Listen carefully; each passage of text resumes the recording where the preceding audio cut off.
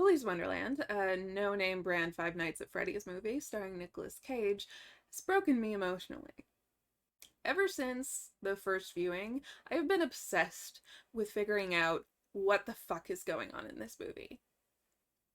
I've seen bad movies before, even intentionally bad movies, but the sheer negligence of this script fills me with burning rage. An incandescent, white hot, burning rage, and I cannot rest until my questions have been answered. If you ask any of my friends, they will tell you that I have a passionate desire to figure out what is happening. And the more that I've researched this movie, the worse it has gotten. But today, finally, I have a theory. I can answer, sort of, at least one of my questions, which is, what is going on with Punch Pop? Let me take you on a journey. I'm not going to do a full recap of this movie because A, you've probably already seen it if you clicked on this video, and B, even if you haven't seen it, I'm pretty sure you can follow along. It's a pretty standard slasher, except for the fact that it's set in a Chuck E. Cheese. Essentially, Willy's Wonderland is a now abandoned arcade party center for kids, and all of the animatronic figures are demonically possessed. The town periodically traps strangers there overnight in order to feed the animatronics so that they presumably won't murder everybody in town. Our main character is the janitor. We don't know his name because he doesn't actually speak at all. His car doesn't break down. He's like trapped in town. They slashed his tires with those like strips, the spiky things on the road that cops use. Essentially, the sheriff has trapped him in town, and they're saying that he can't leave unless he works off his debt cleaning out the arcade overnight. He agrees, and by agrees, I mean kind of nods vaguely. And he is pathologically dedicated to cleaning up this arcade, regardless of who is trying to kill him inside it. There's also a subplot with a girl named Lived who manages to get all of her horny teenaged friends murdered because she wants to destroy the arcade because it killed her parents, but she wants to destroy it without also killing the janitor. At the end of the movie, the janitor inevitably destroys all of the animatronics and gets to walk out of there with his car fully repaired. Liv hops in the car because everyone she knows in town is dead, and they drive off happily into the sunset. That's kind of the gist. Got it? There's nothing especially egregious about this plot. The fact that the janitor doesn't talk is a little quirky, and when I was trying to figure out why when I first watched this, I came across this quote by the writer. Why doesn't the janitor talk? The honest answer is that I thought I was going to have to be doing all the cast and crew basically by myself. I thought it was going to have to set up the camera and then play the role of janitor, and I didn't want to learn that many lines. That's the true origins of it. So there's no actual plot reason why the janitor doesn't talk. I've also heard the writer Geo Parsons talk about, I didn't want to punch and talk at the same time. I didn't think I could multitask like that. So I'm sure both of those things are true. It's wild to me that the only reason, like, between the writing and production and like, you couldn't have thought of a better reason. You had at least a year. That's at least a year-long process. You couldn't have thought of something better? Really? I have specific personal beef with Geo Parsons at this point. I just want to talk to Geo Parsons. I just want to have a little sit down. You know? Just a little chitty chat about this movie, because what the fuck? I also want to share this quote about how the movie got made. She was a casting director who was a friend of mine, and she said, hey, listen, I know you're doing this for yourself, and I know you're trying to advance your career, but I think you could have something very special here if you gave it to Nicolas Cage. At the time, I didn't have the power to do that. You don't just go knock on the dude's door and hand him the script. That doesn't happen. But she had the keys to the castle, and that she could call up his manager and producing partner and give him the script. So she did that. I was doing plays and the plays weren't going anywhere. So I was told that I needed to make a horror movie because everyone loved horror movies and people would watch that. And so I was like, okay. So the only reason that this movie got made is because he was a friend of a person.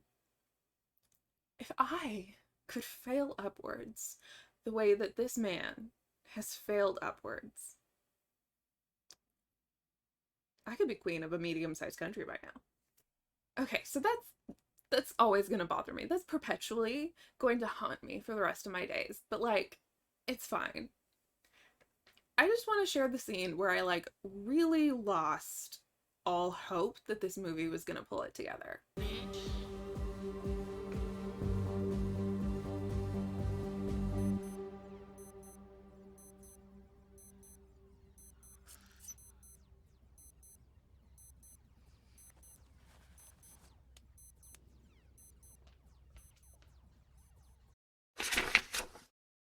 Okay, so Punch Pop is important to this guy.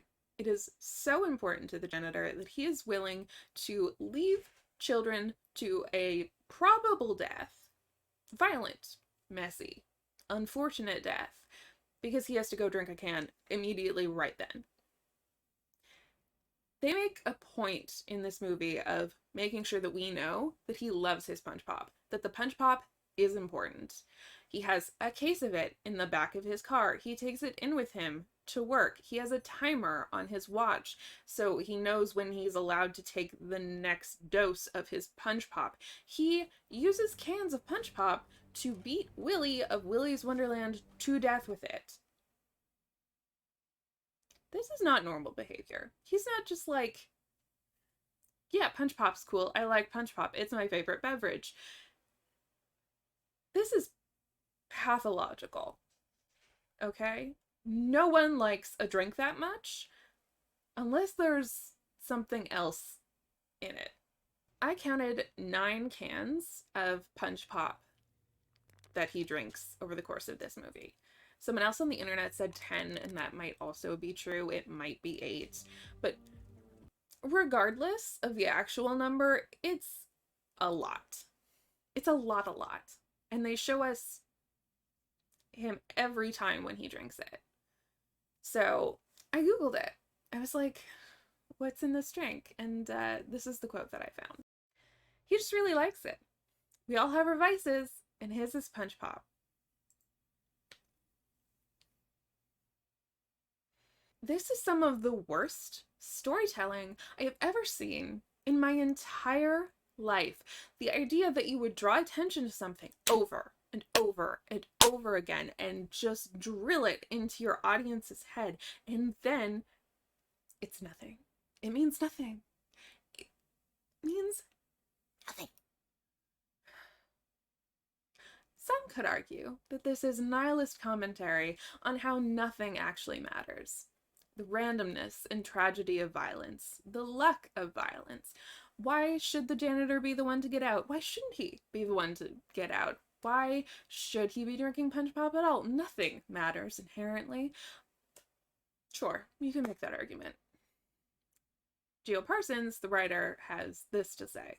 The cool thing about the janitor, if you don't know anything about the janitor, then you can know everything about him. The way I pictured the janitor, the way you pictured the janitor, and the way Nicolas Cage pictures the janitor are all distinctly different, but they're all right, as long as you never know the truth. He's always going to be your hero, and he'll always have your backstory, because there's no one to tell you why you're wrong. And I think that's pretty cool. So that's not a unique strategy. They do that a lot in kids and YA media so that kids can have a self-insert. Katniss Everdeen is a really popular example of this. She has a past and a present, and you know what she cares about, and you know what she's fighting for, but you don't necessarily know, like, what her favorite food is. They have a scene where they point this out. Peeta is asking her what her favorite color is, and you don't know that because you don't really get to know her, and that's because they want you to feel like you're Katniss. And that's fine. But in order to do that, you need to have some way for the audience to connect with that character as well. If they're just a blank slate, there's nothing to latch onto. All Geo Parsons did was stick a cardboard cutout with a duct tape label of action hero on it and then expect that to be good enough, and it's not. Now, I'm not buying any of these bullshit excuses. No, that's not what's really going on. There's something that Geo Parsons doesn't want you to know about this movie, about why he wrote it, about why it's so terrible. But I know his secret. Punch Pop is not a normal energy drink. Punch Pop is a highly addictive substance that gives the user instant superhuman strength and reflexes. Punch Pop has to be stored in a specialized can, probably stainless steel, that is definitely not aluminum because it is so corrosive. It can only be crushed after you drink it because it's so hard. What's actually in Punch Pop? Nobody knows for sure. But I do know caffeine does not make you act like that. Exhibit A, addictiveness. So the janitor has that timer. It's not a break timer. It's a Punch Pop timer. If it was only a timer for breaks, he wouldn't have a Punch Pop every single time. But he has a Punch Pop immediately every single time. If it was only a timer for breaks, he could just go play pinball without the Punch Pop. If I was taking a break for something every hour or hour and a half, it's a bit unclear what the exact timeline is, but it's very frequently, I would not have that many energy drinks. Someone online calculated it was like half of a lethal dose. If you did that all day, it would be over a lethal dose. That's not normal. If it was just about taking a break when he's in that situation where his timer's going off, but Liv is about to be murdered by the animatronic, he could have just punched the animatronic to death and then gone on break. Because if he went on break immediately, that would just mean that he had more mess to clean up when he got back. It would make more sense for him to deal with it and then go on break a little bit later.